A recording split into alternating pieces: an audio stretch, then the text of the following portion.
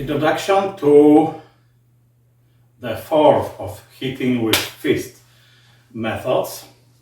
Of course, you already know that it's not only hitting with your fist, but it could change into hitting with your elbow, it could change into hitting with your forearm, it could change into affecting opponent arms and body with your forearm in various ways. There are many possibilities included in this movement, not just hitting with your fist. When you practice pushing hands, very often you will do the same movement. Basic double pushing hands is, this movement is like Zai Chuan. Of course, it has many variants, many possible angles.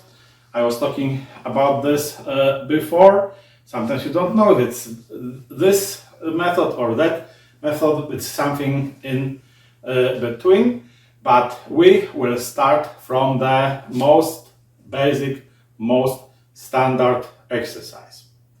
So your legs and your body. Now, when doing single Zai Chuan, Zai is this downward action, like you put something into ground. This is Zai, like planting a tree would be something like this, like Zai. First, single.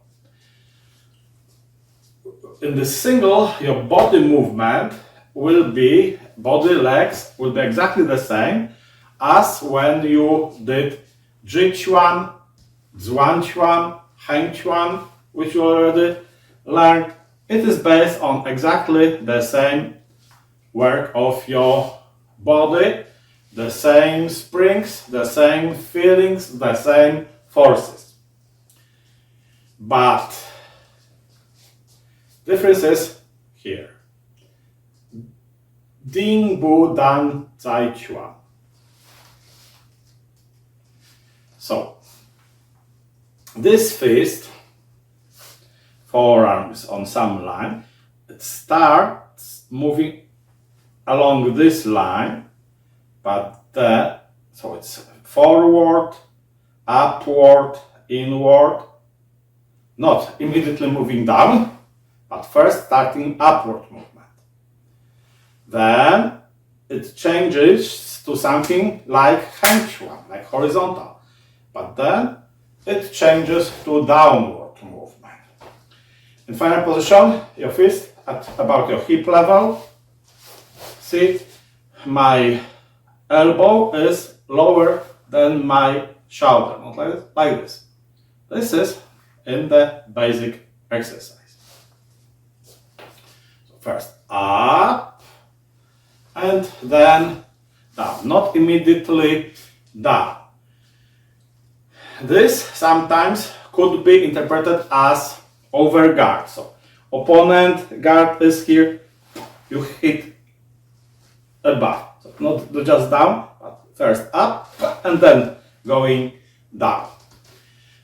Of course, it could be also under guard, but you don't think just about hitting, but your forearm is controlling opponent arm, creating some upward force at the same time. So not just down, but first start about thinking upward, then changing to downward. Avoid practicing like this. Do it up and then down. The other hand could be working the same way as with Ji Chuan, Heng Chuan, or we did with Zhuan Chuan, something like this. Okay, you could practice those two ways, you know them. It's not anything too difficult for you now. So, up and back, up and back. Please notice that your body is turning and standing up. Many people would think, okay, I'm hitting down, I should use my whole body power, I should use my body weight hitting down. Of course, very often you will do this in practical use, it will make sense, hitting down and sinking down, but in this exercise you should not, you should still use the same body work as with previous punching methods. You shouldn't think just about hitting with your fist down. It's hitting here, maybe it's hitting here, maybe hitting here, maybe it's hitting here. Wow! You're transferring this power from the ground to this hitting. Maybe your fist is here, but actually you hit forward with your elbow. All of this is possible. So don't think only about this and sitting down. Have idea of more possibilities and practice this way of body work as with previous fist methods. So this is single Zai Chuan.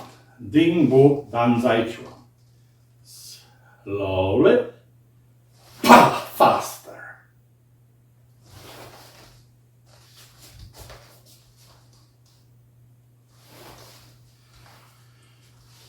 Like some springs, stop your movement and you're braking, then the movement is becoming faster. This elbow hitting back, braking, wall with this. You can look at the wall in front of you or some building in front of you and imagine that it's some very high building, skyscraper. You are hitting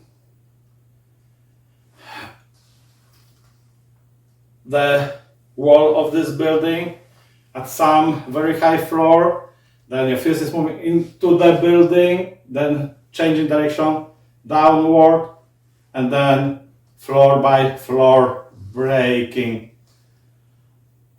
even going into the ground, into the base of the building.